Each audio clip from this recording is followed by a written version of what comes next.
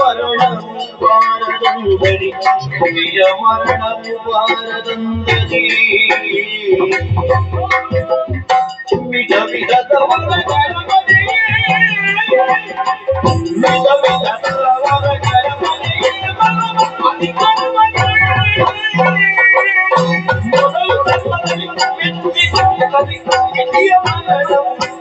ಗಣಪತಿಯೇ ಸಾಮತಿ ಬೇಡುವೆ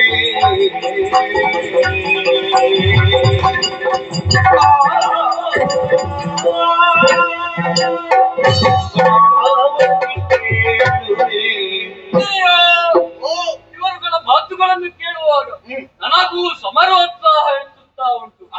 ಆದರೆ ನಾವು ಯಾವುದೇ ಒಂದು ಕೆಲಸಕ್ಕೆ ಇಳಿಯುವಾಗ ಕಾಲಿಡುವ ಮೊದಲು ಕಣ್ಣನ್ನಿಡಬೇಕು.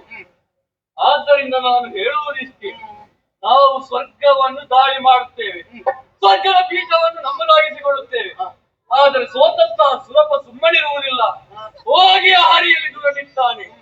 ಆಗ ಹರಿ ಏನಾದರೂ ಕಪಟವನ್ನು ಹುಡುಕ್ತಾನೆ. ಆದ್ದರಿಂದ ನಮಗೇ ಕಷ್ಟ ಬಂದೀತು. ಆದ್ದರಿಂದ ನಾನು ಹೇಳುವುದು ಇಷ್ಟೇ, ನೀನು ನೇರವಾಗಿ ಕಾರಣವನ್ನು ಸೇರಿ ಅದನ್ನು ಕುರಿತಾಗಿ ಭಜನೆಯನ್ನು ಮಾಡಿ ಬೇಕು ಬೇಕಾದಂತ ವರವನ್ನು ಸಂಪಾದಿಸಿ ನಂತರ ನಾವು ಸ್ವರ್ಗವನ್ನು ಏರಿದರೆ ನಮ್ಮನ್ನು ತಡೆಯುವವರು ಯಾರು ಇಲ್ಲ. ಒಳ್ಳೆ ಸಲಹೆಯನ್ನು ಸಂತೋಷವಾಯಿತು. ನೇರವಾಗಿ ಕಾನೂನನ್ನು ಸೇರುತ್ತೇನೆ, ಅದನ್ನು ಮೆಚ್ಚಿಸ್ತೇನೆ. ಅಜಾಯವಾದಂತವರ ಸಂಪಾದನೆ ಮೂಲಕವಾಗಿ ಸ್ವರ್ಗವನ್ನು ಏರೋಣ. ಹೀಗೆ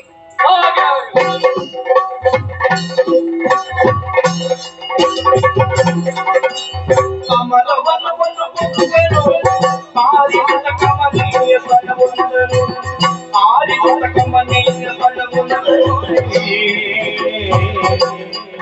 ಕಮಲದ ಭಜಿಸಿದ ಕ್ರಮವಲ್ಲಿ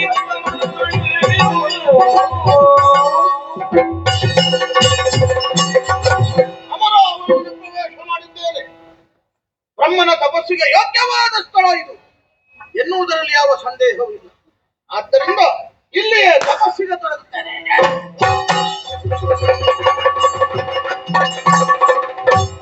ಶಾರದಾ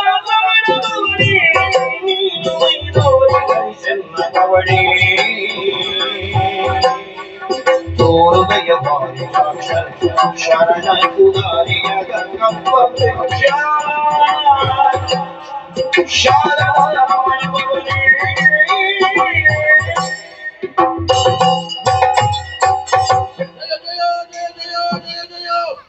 ಶಾರದಾ ರಮಣನೇ ಬ್ರಹ್ಮದೇವನೇ ಸೃಷ್ಟಿಕರ್ತನೆ, ಇದೋ ಮೈದೋರು ತಂದೆ.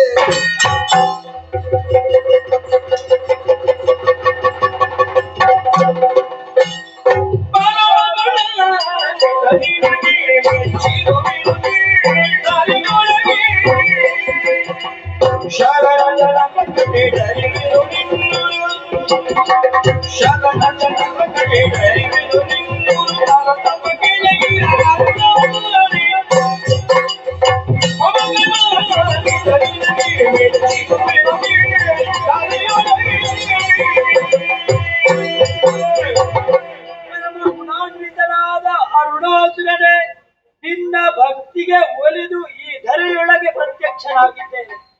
ಏನು ಮನದ ಇಚ್ಛೆ ತಿಳಿಸು ಮಗನೇ. ಶಿರನ ಗದಿ ಕಂಡಿದ್ದರೆ ಕಮಲಗಳ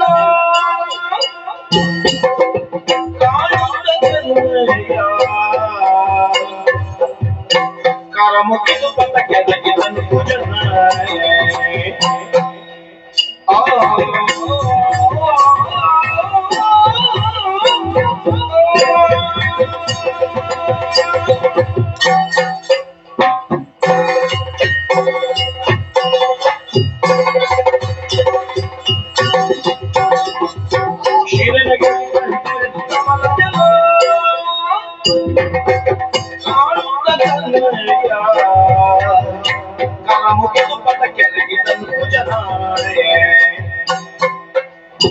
मेरे वशा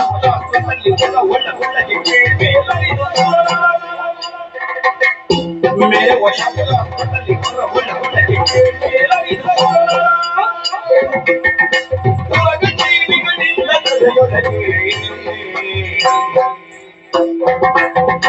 ಎರಡು ನಾಲ್ಕರ ಚರಣವನ್ನು ತುಂಬಿರುವ ಕಾಣಿಗಳಿರವರು ಎರಡು ನಾಲ್ಕರ ಚರಣವನ್ನು ತುಂಬಿರುವ ಕಾಣಿಗಳಿರವರು ಅವನ ಬಳಿಯದ ಬಲಿಯವರು ಕರುಣಿಸಿ ಶಿವನಿಗಾಗಿ ಕಣ್ಣು ತೆರೆದು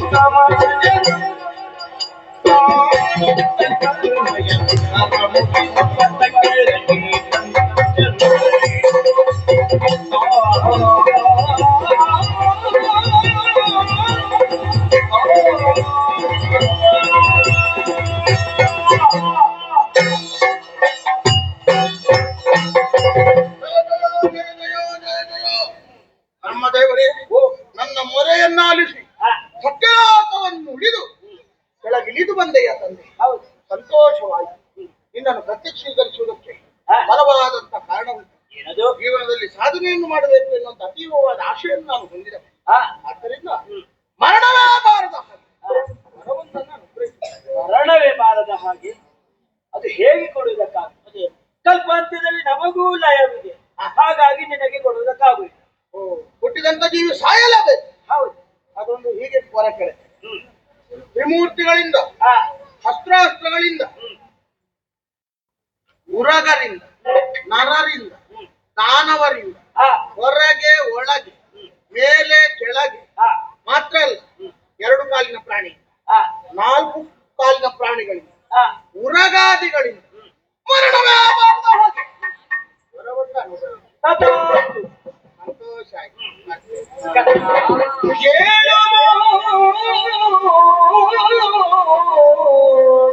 ಕಂದ ಎನ್ನ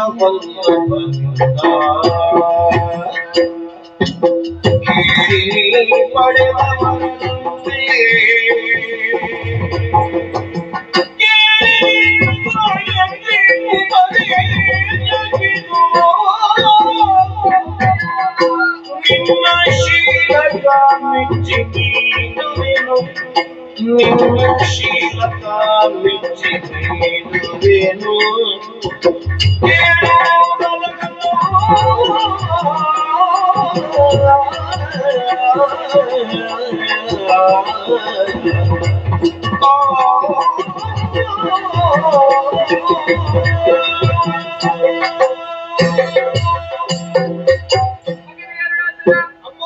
ತಪಸ್ಸಿನ ಮೂಲಕ ನನ್ನ ಪತಿದೇವರನ್ನು ಒಲಿಸಿಕೊಂಡು ನಿನಗೆ ಬೇಕಾದಂತಹ ವರಗಳನ್ನೆಲ್ಲ ಪಡೆದುಕೊಂಡು ಕೇಳಿದ್ದನ್ನೆಲ್ಲ ದೇವರು ಕರುಣಿಸಿದ್ದಾರೆ. ಖಂಡಿತ ಅದಕ್ಕೆ ಅವರನ್ನು ಭಕ್ತೋದ್ಧಾರ ಕಾಯಲು ಹಾಗೆ ಕೊಂಡಾಡುವುದು ಹೇಗಿರುತ್ತಾ ನಿನ್ನ ಶೀಲಗುಣಕ್ಕೆ ಮೆಚ್ಚಿದಂತಹ ನಾನು ಓ, ಕೇಳದೆ ನಿನಗೊಂದು ಕೊಡುವುದಕ್ಕೆ ಇದ್ದೇನೆ. ಏನಮ್ಮ ಒಂದು ಮಂತ್ರ ಮಗನೇ. ಮಂತ್ರವೇ? ಹೌದು.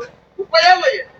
ಉಪಯೋಗ ಮತ್ತು ಆ ಮಂತ್ರ ಯಾವುದು ಹೇಳುವುದಕ್ಕಿಂತ ಮೊದಲು ನಿನಗೆ ಆ ಮಂತ್ರವನ್ನು ಉಪದೇಶಿಸುತ್ತೇನೆ. ಹೀಗೆ ಬಾ.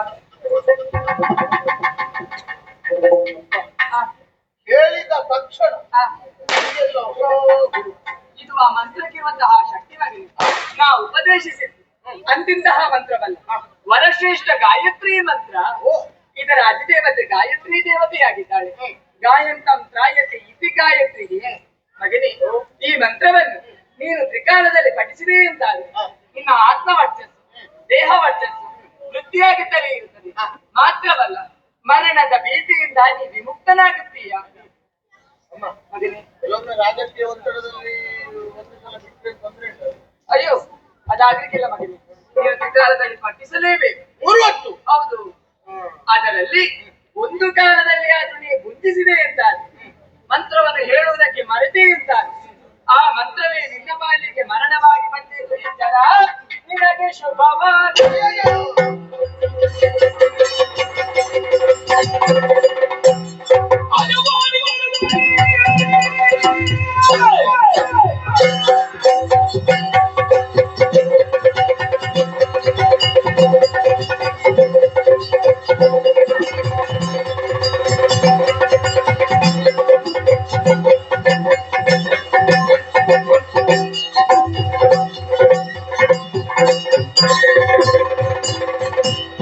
I don't want to use it.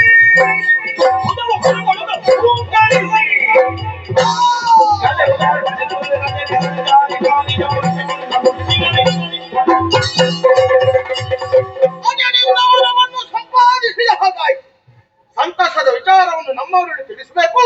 ಸಾಗುತ್ತೇನೆ ಪುರಕ್ಕೆ.